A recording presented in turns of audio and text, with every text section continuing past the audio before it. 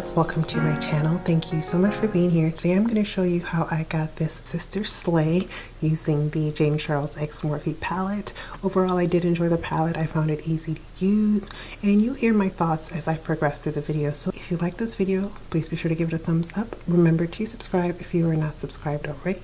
So let's get started. So as always, I'm going to start by priming my eyes with my LA Girl Pro Conceal in the color Fawn. I'm going to blend that out with a brush, but I am not going to set it with any powder because I want the look to be super bright, super pigmented, super rich, and super popping. Ooh, I should have done that sister saying thing that James Charles does. I want it to be sister snatched, and I want it to be sister, and I want a sister slay. I don't know. Let me stop and let me get into this tutorial. I'm going to be recreating this look that I found on the P. Louise Instagram page. You guys know how I feel about P. Louise. I just think her artistry and her craft is just magical.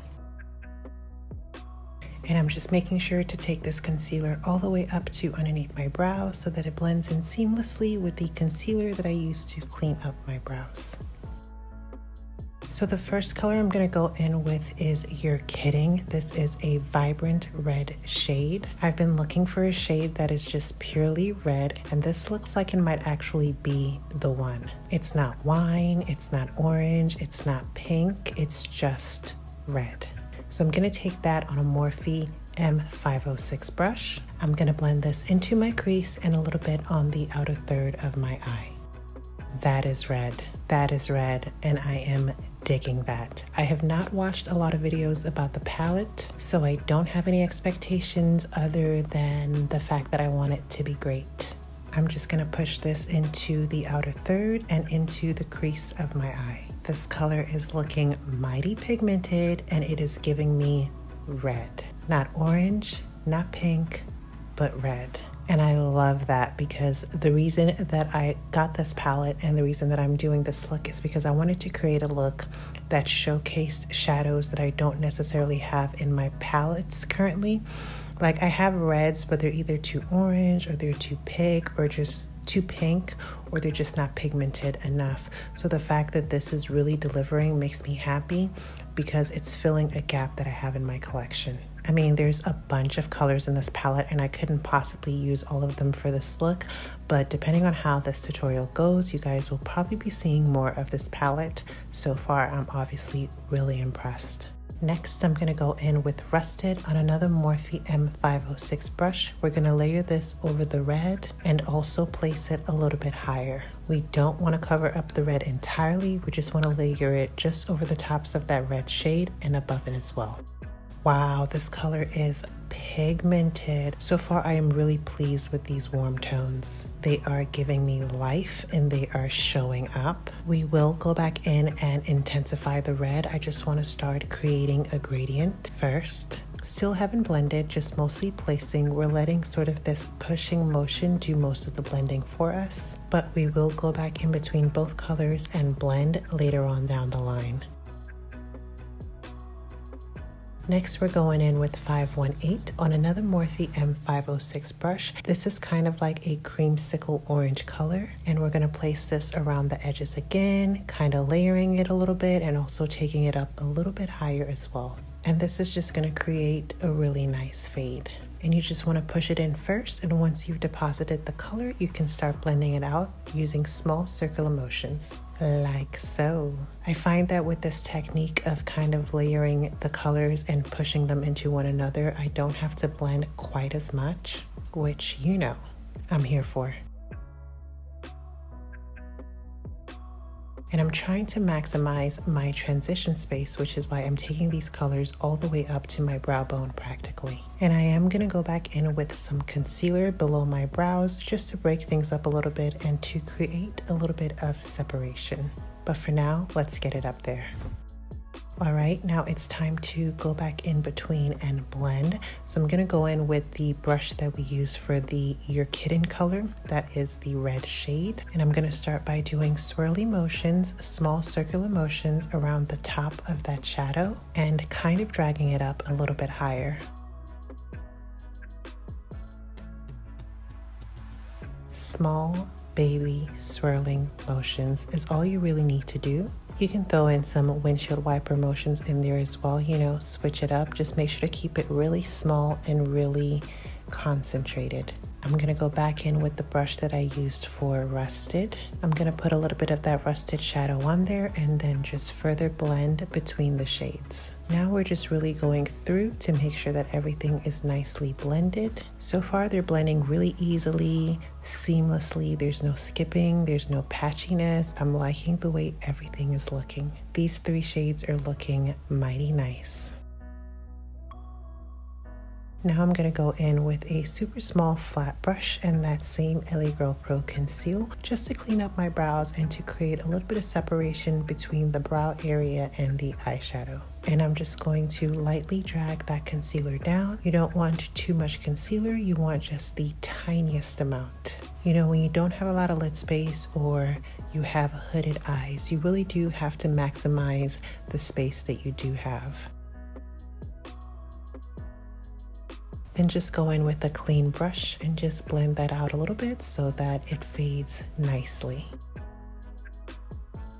So before I move on from this transition area, I'm going to go in with B on another Morphe M506 brush. This is that beautiful bright yellow color, and just further lighten that edge up because I feel like that color is serious. Wow. So far these colors, the pigmentation are no joke whatsoever. These mattes that I've been using so far are really blowing my mind.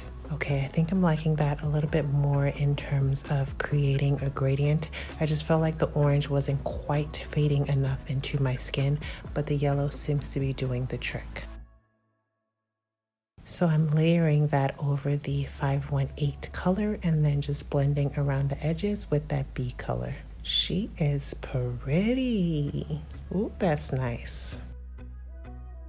All right, so now I'm gonna carve out my lid with that same LA Girl Pro Conceal and my super small flat brush. And I'm gonna be exaggerating the inner third of my eye as I carve. So I don't know if I've shown you guys this trick before, but you place a little bit of concealer on your lid, you tilt your head down, and where it transfers at the top is where you're gonna wanna carve out your crease. You can definitely go higher if you want to give the illusion of having more lid space, which is something that I'm gonna be doing. But as long as you carve it at that point, whatever sort of detail work you do on your lid is still gonna be visible. This is a great step for my hooded eyed girls and anybody with a small lid space. So that's where I'll usually start carving, just so that I have an idea, and then I'll move into the inner eye corner and connect it. But I'm actually gonna carve out my crease a little bit higher than my natural crease line, because the look that I'm going for, there's gonna be a lot going on with it, and I need as much lid space as I can get, which is a big part of the reason why I took my transition shades up so high. So for the lid, I'm first gonna go in with the color Literally on a flat brush, and I'm just gonna pack that all over the lid where I placed the concealer. This shimmer has kind of a soft, buttery feel to it. Oh, she's here. She is here. This is like a pink, peachy kind of shimmer. It's a really nice color. The more you layer it, the more of that color kind of comes out, and I kind of like that. It means that you can go as sheer or as intense as you want, depending on how much you pack onto your lid. It's layering really beautifully. So next we're gonna do some graphic liner situation. I'm gonna go in first with this LA Girl Pro Conceal. This is the orange corrector, and I'm gonna use that to outline my wing liner to act as a base, and because it has an orange color, it's gonna make the red shadow that I'm gonna lay over it that much more pigmented. You guys will see what I mean here in a second. We're going for it. Then I'm gonna go in with the regular concealer for the rest of the wing.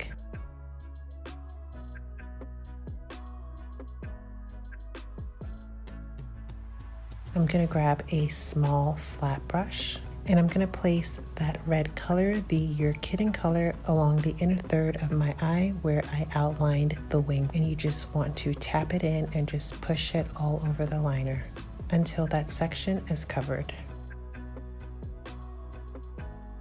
I'm gonna grab a Morphe M165 brush, and I'm gonna grab that 518 color and place that along the outer third of my eye where I outlined the wing. Look at that color though, that is beautiful. And then you just want to blend these two sections together. Don't worry if it looks a little wonky, trust the process, it'll all come together at the end. I hope. Now I'm just gonna dust off the fallout. Ooh, that dusted off pretty nicely. It's not leaving any streaks or anything. This is definitely a plus. I'm gonna go in with a little bit of that red color, you're kidding, and you see that patch that I left above the wing? I'm just going to ombre that red color into the lid area.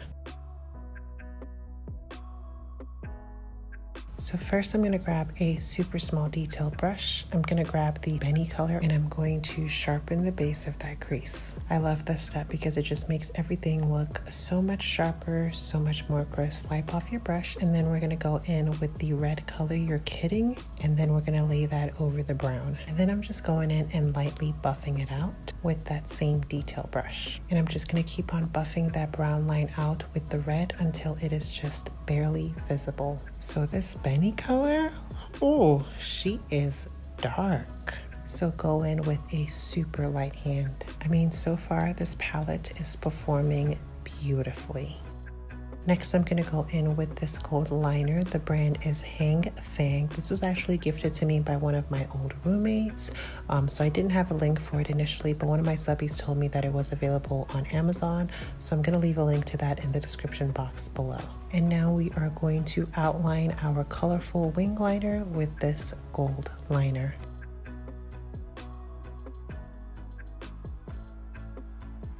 Moving on to the lower lash line, I'm going to go in with Benny, that super rich and pigmented brown color. And I'm just going to drag that below my lashes like so. I like that this is so dark without being black. I'm honestly super impressed with this palette so far. And then I'm going to go in with Rusted on a Morphe M506 brush to diffuse and blend out that black line and just to make the whole lower lash line area appear smoky. I'm sorry, the brown line. I keep thinking it's black because it's so dark. And I'm also going to take some of that color underneath the outer third of the wing liner. And then I'm going in with a little bit of the red just to deepen it up a little bit more. Then I'm going to line my waterline with this NYX white jumbo eye pencil. I don't know where my little one is, but this should do the trick. So I want to get this kind of pastel purple in my waterline. So to do that, I took a little bit of Skip and Escape and just blended that into my waterline. And then I'm going to go over top with some more white eyeliner just to lighten it up a little bit. For mascara, I'm going to go in with the Revlon Ultimate All-in-One Mascara for my top and bottom lashes. Before I move on, I'm going to highlight my inner eye corner with a little bit of the 518 color and the B color. That is that creamsicle color and the yellow color. These colors show up. And then I'm also going to add a little bit of glitter to the inner eye corner because I've never met an inner eye corner I didn't want to add shimmer to. Now for lashes, I'm going in with the Cocoa Lashes in the Queen Bee style. And that is pretty much the look, guys. Stay tuned for my thoughts on the entire palette as a whole.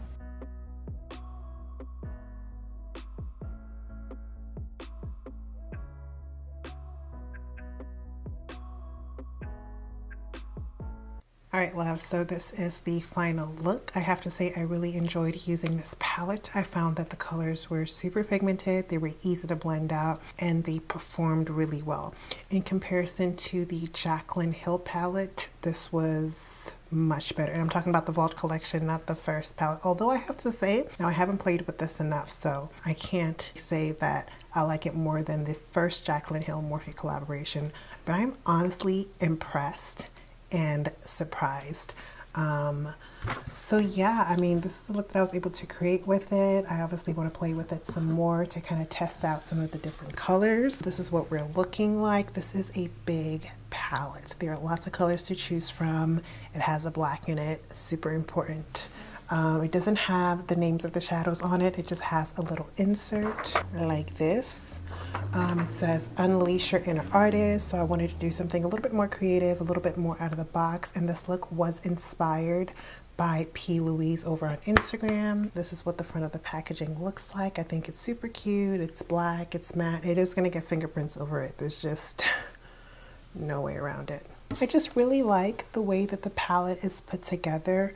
You can kind of see that they're kind of put together in sets of 4. So you have these 4, you have these 4, you have these 4, and on and on and on and on like that it goes. I mean, I feel like this section, you know what, it actually works. Normally a section like this would be too light, but I could actually see myself using some of the colors from the light section. Let me know what you guys think of this look. Let me know what you guys think of this palette. If you do own the palette, I would love to hear your thoughts. I think just because of the fact that it's a Morphe palette, people kind of like are a little hesitant about what the quality is going to be like. Is it going to be good? I know that I was concerned that it was going to be a similar situation to the Vault collection, but that wasn't the case, and this was honestly a really enjoyable palette. There's really not much else to say. I'm probably going to be using this palette a lot because it's kind of a palette that you don't need to pull from a bunch of other palettes if you don't want to. You know what I mean? Like, I like to use one palette when doing tutorials if I can help it. And this feels like that kind of palette, so I really like that about that. So I'm going to wrap this video up now. Thank you all so much for watching.